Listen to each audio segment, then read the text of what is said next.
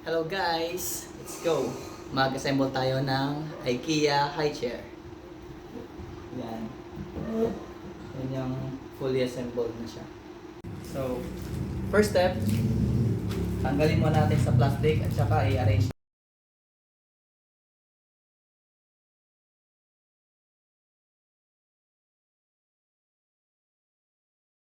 Bale guys, tinanggalan natin sa plastic. Ayan, naka-arrange na siya. Ayan, para hindi mahirap. Mag-assemble. Ayan, dalawang. Ayan, sandalan. Ito sa gilid. Ayan yung mga screw niya. 4 na malaki, medium, small, tapos mas maliit pa. Saka ito. Ito, nagigil din siya. Saka ito. Screw. Okay, let's go. First step guys, itong dalawang mataas na bakal. Pag ganito siya. Ito yung curve niya. Yung curve niya dito, palabas dapat. Tapos pantay sa loob. Tapos itong may isang tuldok. Ito. Isang tuldok. Dito yan siya, sa harap. Tapos yung gagamitin natin is yung pinakamahabang na ito. Pag ganito siya. Yes. Okay.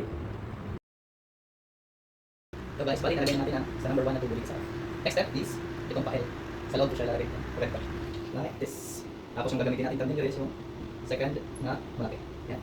Tsaka dito sa pinaka. Yan. Tapos natin ito, paloob, sa dulo. Baka lang natin pinaglag. May nut siya, nakita, dalawang piraso. Yung may ganito siya pa sa likod. So, yan natin. Kung magkabit tayo guys ng panilyo, natin kikita pag mabilis siyang adjust. Yan. Okay. Yan naman siya. Tsaka sa kabila. Pasok. Panilyo. May nut niya. Okay. Sunod na step, lagyan natin itong may dalawang tuldok. Yan. Ang una dito, walang tuldok dito. Sa may sa likod niya. Yan, dapat pagano siya.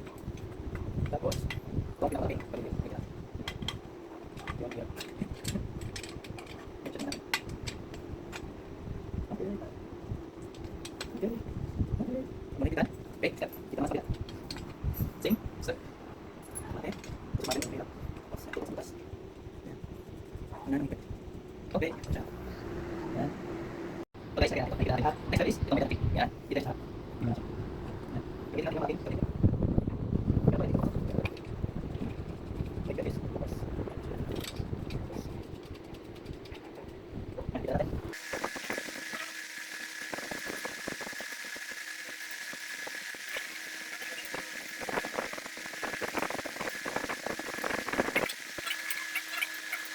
Okay, ilagay natin yung mga bar niya sa butas. Sunod is, ito naman sa dalan sa likod. May butas siya, dalawa. Yan. Lagyan natin dito. Sunod natin sa bakal.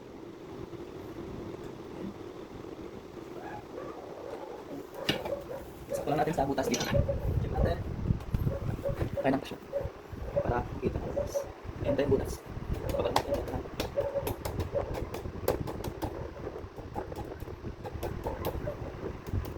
Balik itong isa. Sakto lang, unahin natin yung ito muna. Yan. Balik yung gagamitin natin na. Screwdriver. Pang stopper siya dito sa sandalan. Check mo sa butas. Sa higpit. Okay, kabila. Perfect.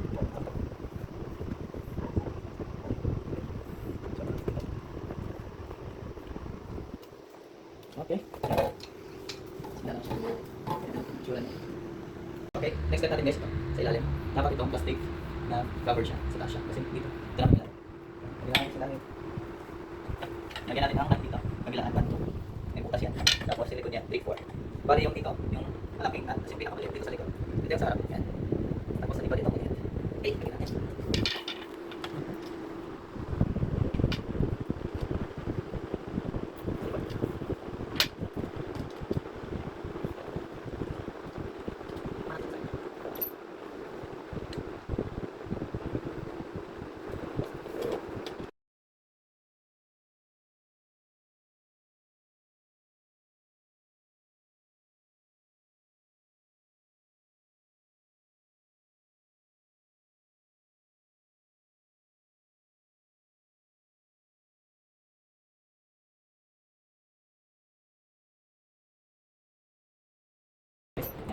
Last step, lagyan na natin itong upuan niya.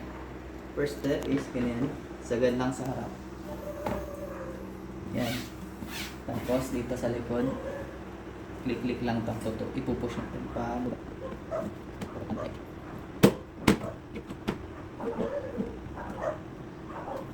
Yan. Alright, set up, assemble siya. Yan. Is big idea. high chair. So yan, assemble natin guys. Yan. May chair natin. Tapos bumili kami ng foam para mas maganda. Tsaka hindi masakit spot pag ganito. Yan lang. May structure likod. Yan, dalawa. Guys, assemble na silang dalawa. Yan.